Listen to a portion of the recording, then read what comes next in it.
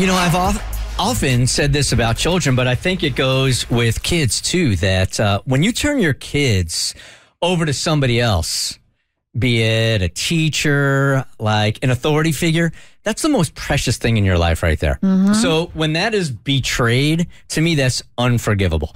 I think people are going to see it the same way when it comes to animals. And I think that's why this Bert Show listener is like ready to break up with her friend right here. Hi, Bert Show. I'm conflicted on how to handle a situation that happened last weekend and need your advice. A friend of mine went out of town with her husband and one-year-old child and asked me to check in on their dog Saturday afternoon. Since I work on the weekends, I said I could go in early and get out early to help them out.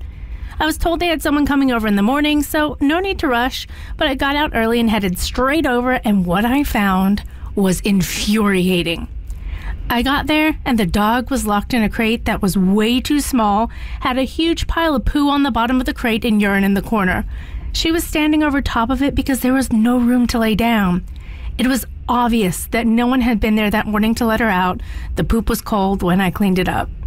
I called my friend to find out who was supposed to be there that morning, but all she could say was she hoped the girl had come by. So I canceled my plans for the day, cleaned everything, and spent the afternoon with the dog who didn't deserve that. I called a mutual friend who came over to spend the night and Sunday with the dog.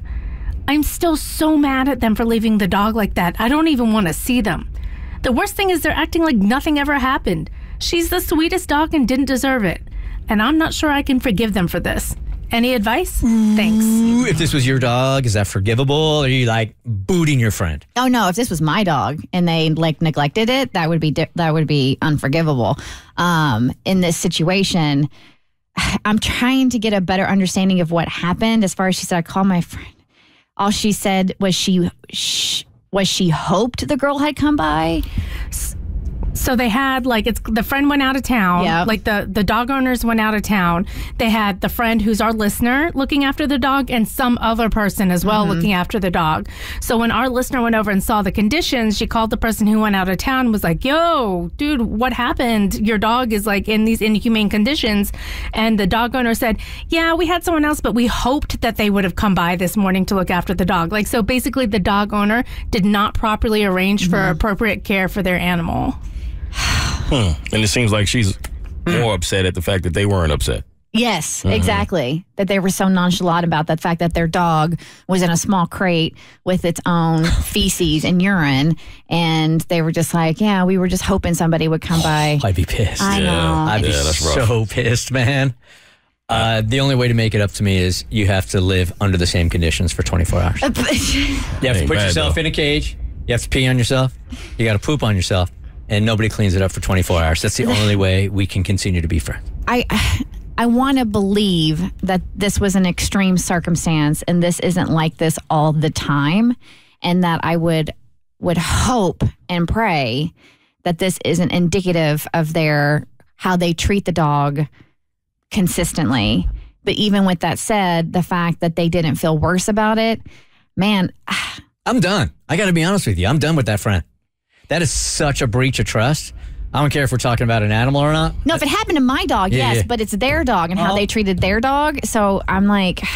Yeah, it would be very difficult for me to be friends with you. But on the strength of the dog, I would have a little talking to you. Yes. Yeah? I definitely would sit them down and talk to them about how they're treating the animal. Cass, how about you? You look confused. I'm calling animal welfare. Yeah? I'm calling animal services, and that dog does not need to be in that household.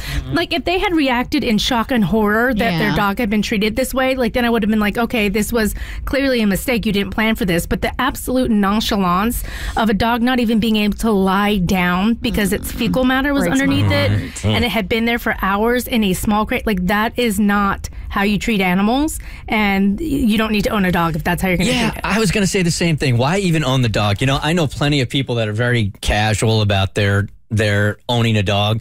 I'm not as passionate as some people say, I don't put my dogs, my animals on the same level as my kids. There are a lot of people that do that. I got a priority and my kids are the priority. But in a case like this here, why even own a dog if you don't care about it? If the dog's going to be in the cage and you're going to let it piss all over itself and crap all over itself, do you really even want to be a dog owner? It doesn't sound like it, and it doesn't look like it, and it doesn't seem like it.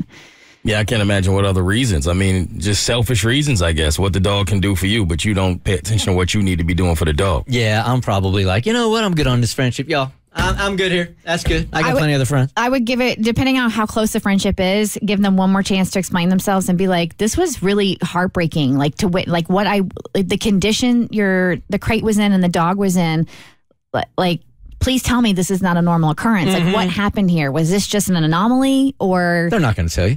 But still, yeah. I mean, it needs to be said so they can know that it was inappropriate and it was wrong. And get it off your mental plate more than anything else. The Bert Show. So first, thanks for watching. Second, you like what you just watched? That just scratches the surface. Get the Bert Show on any podcast platform. We're so good.